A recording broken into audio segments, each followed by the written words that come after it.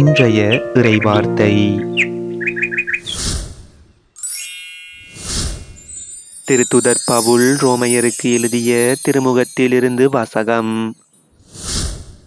சகோதரர் சகோதரிகளே, கிறிஸ்து இயேசுவுக்காக என்னோடு சேர்ந்து உழைக்கின்ற பிரிஸ்காவுக்கும் அகிலாவுக்கும் என் வாழ்த்து. அவர்கள் என் உயிரை காக்க தலை கொடுக்கவும் முன்வந்தார்கள். அவர்களுக்கு நான் நன்றி செலுத்த கடமைப்பட்டிருக்கிறேன்.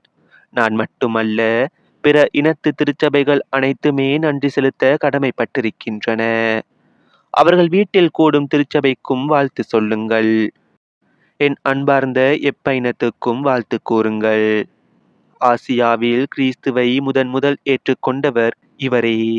உங்களுக்காக பாடுபட்டு உழைத்த மரியாவுக்கு வாழ்த்து தெரிவியுங்கள். என் உறவினர்களும் உடன் கைதிகளுமான அந்திரோனிக்கு, யூனியா ஆகியவர்களுக்கும் என் வாழ்த்துக்கள். திருத்தூதர்களுள் இவர்கள் பெயர் பெற்றவர்கள். இவர்கள் எனக்கு முன் கிறிஸ்தவர்கள் ஆனார்கள்.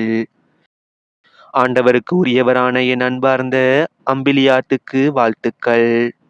கிறிஸ்துவுக்காக உழைக்கும் என் உடன் உழைப்பாளரான உருப்பானுக்கும் என் அன்பார்ந்த ஸ்தாகிக்கும் வாழ்த்து சொல்லுங்கள். தூய முத்தம் கொடுத்து ஒருவர் மற்றவரை வாழ்த்துங்கள். கிறிஸ்துவின் எல்லா சபைகளும் உங்களுக்கு வாழ்த்து கூறுகின்றன. இந்த திருமுகத்தை எழுதி கொடுத்த தெர்த்தியுவாகிய நான் ஆண்டவருக்கு உரியவன் என்னும் முறையில் உங்களுக்கு வாழ்த்து கூறுகிறேன். நான் தங்குவதற்கும் சபையினர் அனைவரும் ஒன்று கூடுவதற்கும் தம் வீட்டில் இடமளிக்கிற காயு உங்களுக்கு வாழ்த்து சொல்கிறார். நகரத்தின் பொருளாளரான எரஸ்தும் நம் சகோதரனாகிய குவர்த்தும் உங்களுக்கு வாழ்த்து கூறுகிறார்கள். இயேசு கிறிஸ்துவை பற்றி நான் பறைசாற்றும் நற்செய்திக்கு ஏற்ப வாழ கடவுள் உங்களை உறுதிப்படுத்த வல்லவர். ஊழி காலமாக மறைப்பொருளாக இருந்த இந்த நற்செய்தி இப்பொழுது வெளிப்படுத்தப்பட்டுள்ளது. இறைவாக்கினர் வாயிலாக இது நமக்கு தெளிவாகியுள்ளது. என்றும் வாழும் கடவுளின் கட்டளைப்படி எல்லா மக்களினங்களுக்கும் அது தெரிய வந்துள்ளது.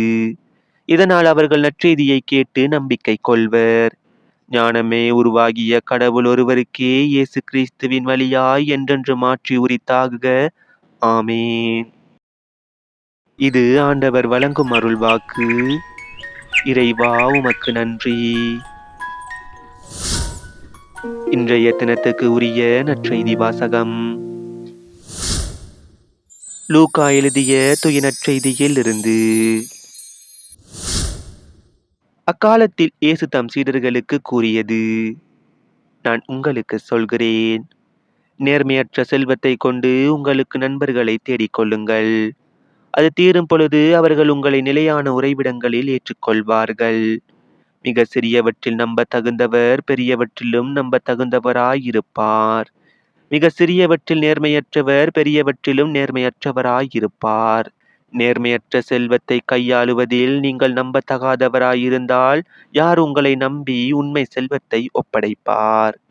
பிறருக்கு உரியவற்றை கையாளுவதில் நீங்கள் நம்பத்தகாதவர்களாய் போனால் உங்களுக்கு உரியவற்றை உங்களுக்கு கொடுப்பவர் யார்?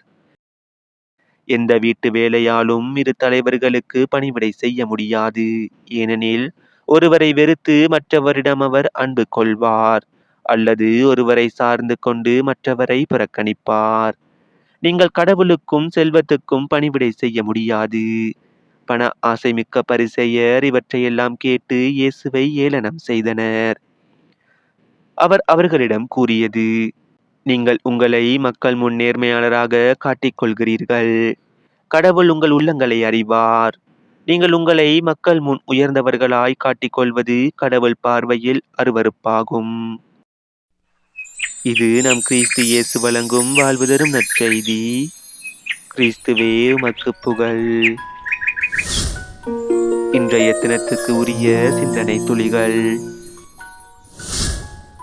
நற்செய்தி பணி என்பது ஒரு குழுவுக்கோ நபருக்கோ உரிய ஒரு தனி பணி என்று, மாறாக நாம் ஒவ்வொருவரும் செய்ய வேண்டிய கடமையாகும். புனித பவுல் இதனை தன் வாழ்வு அனுபவத்தின் வழி தெளிவுபடுத்துகிறார். நற்செய்தி பணி ஒரு கட்டாய பணி. இதை அறிவிக்காவிடில் எனக்கு ஐயோ கேடு என்று உறுதிப்பட கூறுகிறார். செல்வந்தர்களே, உங்களுக்கு ஐயோ கேடு என்று கூறிய ஆண்டவர் அதனை பிறரோடு பகிர்ந்து பயனுள்ள வகையில் வாழும் முறையை இன்றைய நற்செய்தியின் மூலம் இயேசு கற்பிக்கிறார். நற்செய்தி அறிவிப்பின் கருப்பொருள் சமத்துவ சமூகத்தை உருவாக்குவதே. ஆகவே நற்செய்தி பணி சாதாரண கடமை மட்டுமல்ல, மாறாக சமூக கடமையும் ஆகும். அதுவே இறைவனுக்கு பிரியமான ஒன்றாகும்.